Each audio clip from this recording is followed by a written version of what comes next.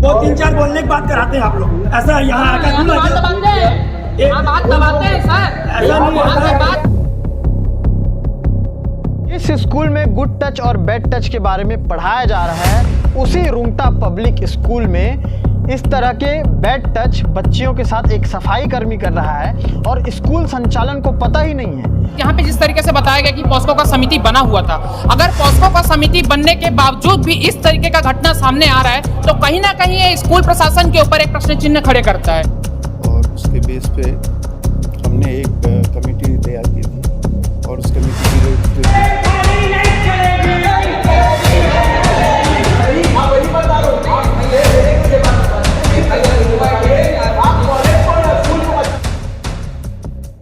भिलाई में रहते हैं तो रुंगटा कॉलेज का नाम आपने सुना होगा और रुंगटा कॉलेज कोहका परिसर में ही संचालित होने वाली एक स्कूल जिसका नाम रुंगटा पब्लिक स्कूल, शॉर्ट में उसे आरपीएस स्कूल भी कहा जाता है, वहाँ का एक मामला निकल के आया है। मामला दरअसल ये है कि एक बच्चे के साथ छेड़खानी, गंदी हरकत की गई है उस स्कूल में। उस स्कूल में उस समय जब पढ़ाई हो रही थी, उस स्कूल में उस समय जब बच्चे वहाँ पर मौजूद थे।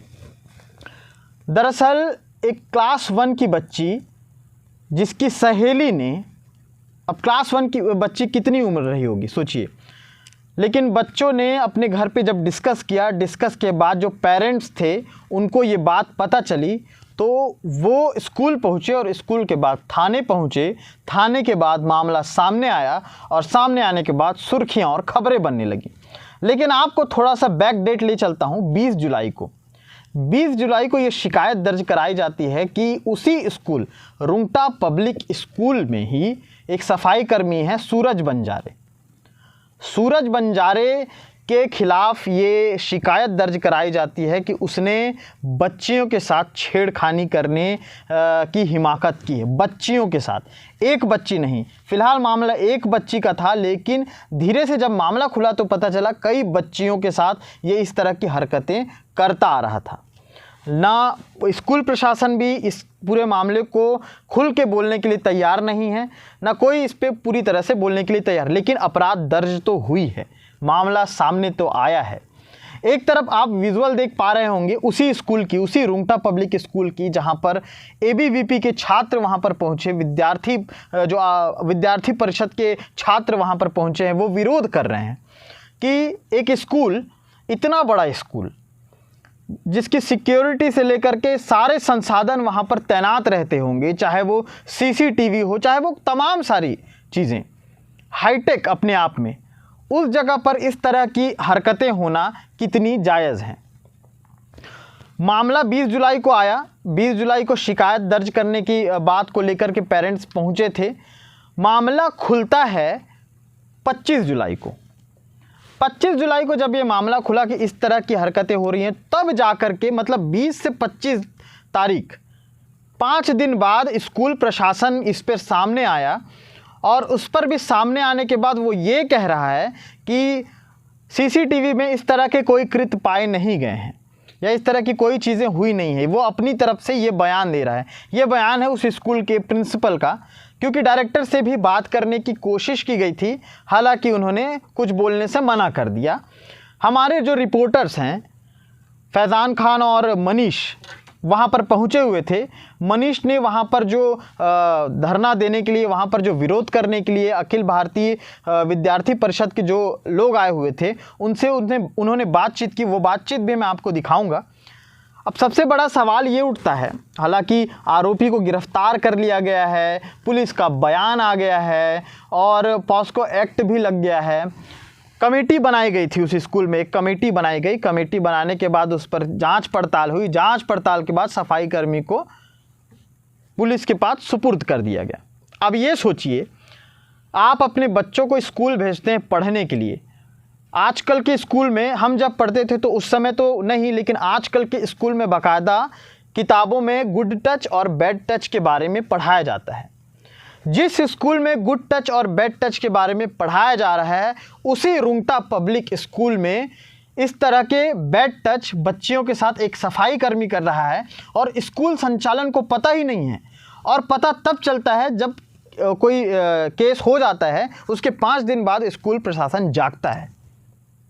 ये सवाल भी उठता है और इसमें बेशर्मी भी नज़र आती है कि किस तरह से, देखिए एक छोटी सी बच्ची, क्लास 1 की बच्ची, उसे क्या मालूम होगा इस तरह की हरकतें।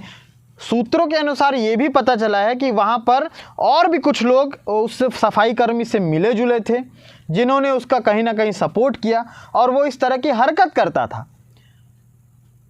कई न्यूज़ पोर्टलों में ये तक भी छपा हुआ है कि दर्जनों बच्चियों के साथ, दर्जनों बच्चियां, आप अपने गणना लगा लीजिए, गिनती कर लीजिए कि कितने दर्जनों बच्चे, तो दर्जनों बच्चे के साथ इस तरह की हरकतें वो कर रहा था।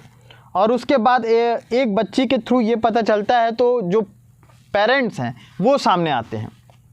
पूरी रिपोर्ट में आपको जो मनीष ने वहाँ पर जा कर के रिपोर्टिंग की है, जो वहाँ की हालात, तस्वीर जो वहाँ पर बयां हुई है, वो मैं आपके सामने पेश करता हूँ। पहले वो रिपोर्ट देखिए, उसके बाद आगे आपको लेके चलता हूँ। मैं इस वक्त रुंगटा स्कूल में खड़ा हूँ। यहाँ पर कुछ दिन पहले ही एक बच्ची के साथ छेड़छाड़ का मामला सामने आया था।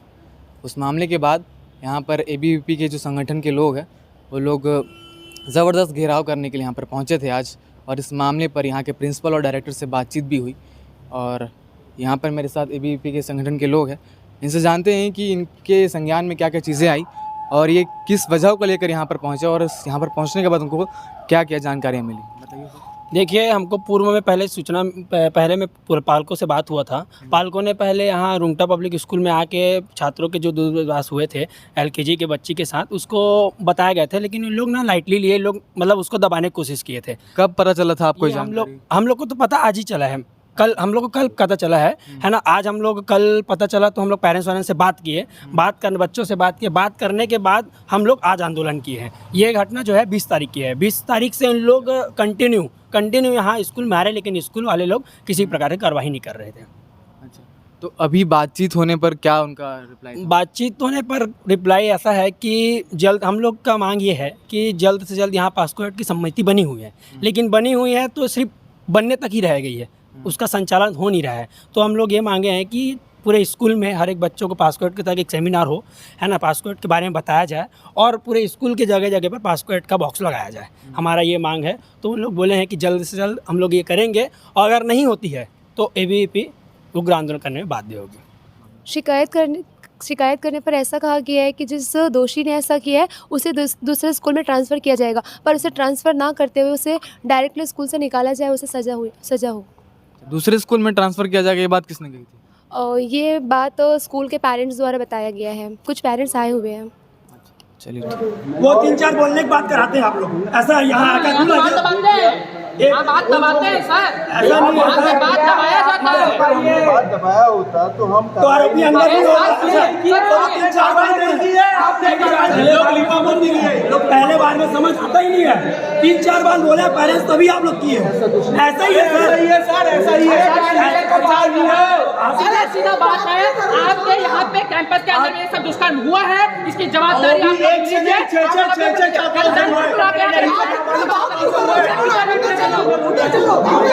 लीजिए। हम आपसे मिल चुके हैं, आप नहीं। मैं डायरेक्टर हूँ। आप समय समय में चेंज हो जाते हो क्या सर? सर सुनिए, तमीज से बात करो भाई साहब, मैं भी रेपुटेशन है ना, ऐसा नहीं आप लोग ग्रुप में आए तो आप लोग बदतमीज से बात करिए। आप बात करिए,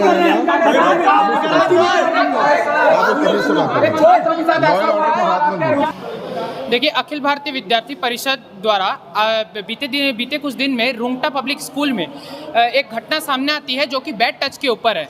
रुंगटा पब्लिक स्कूल द्वारा यहाँ पे प्रशासन के जो यहाँ के व्यक्ति हैं उनके द्वारा एक छात्रा बहने को बैड टच किया जाता है, जिसके बाद यहाँ पे उनके परिजनों द्वारा जब पता लगता है तो वो आते हैं यहाँ पे प्रशासन के पास। प्रशासन उनको दबाने का कोशिश करती है। दबाने का कोशिश होने के बावजूद परिजनों द्वारा जब जाके थाने में FIR किया जाता है, और जब विद्यार्थी परिषद को ये बात पता चलता है कि इस तरीके से घटना सामने आया है, तो जल्द से जल्द विद्यार्थी परिषद यहाँ पे रुंगटा कॉलेज में आज आकर आंदोलन किए। देखिए, जो दोषी हैं, हमारा मेन मांग है जो दोषी हैं, जो इस कृत्य में जो भी दोषी हैं उनके ऊपर सख्त से सख्त कार्रवाई हो। यहाँ पे कॉलेज पे, ये स्कूल प्रबंधन में यहाँ पे पॉस्को का जो समिति बनता है, पॉस्को का समिति बनाया जाए। एवं अगर यहाँ पे जिस तरीके से बताया गया कि पॉस्को का समिति बना हुआ था, अगर पॉस्को का समिति बनने के बावजूद भी इस तरीके का घटना सामने आ रहा है तो कहीं ना कहीं ये स्कूल प्रशासन के ऊपर एक प्रश्न चिन्ह खड़े करता है। विद्यार्थी परिषद कतई भी हमारी छात्रा बहनों के साथ इस प्रकार का व्यवहार कभी भी बर्दाश्त नहीं करेगी एवं विद्यार्थी परिषद हमेशा इस सब चीज़ के लिए हमेशा सामने से लड़ी है और लड़ते रहेगी। इसी संदर्भ में ये जो आपने रिपोर्ट देखी, इसी संदर्भ के बाद जो स्कूल प्रशासन के जो प्रिंसिपल हैं उनका क्या कहना है वो भी हम आपको इस वीडियो में दिखाते हैं। मैं जगदीश स्वामी, प्रिंसिपल RPS।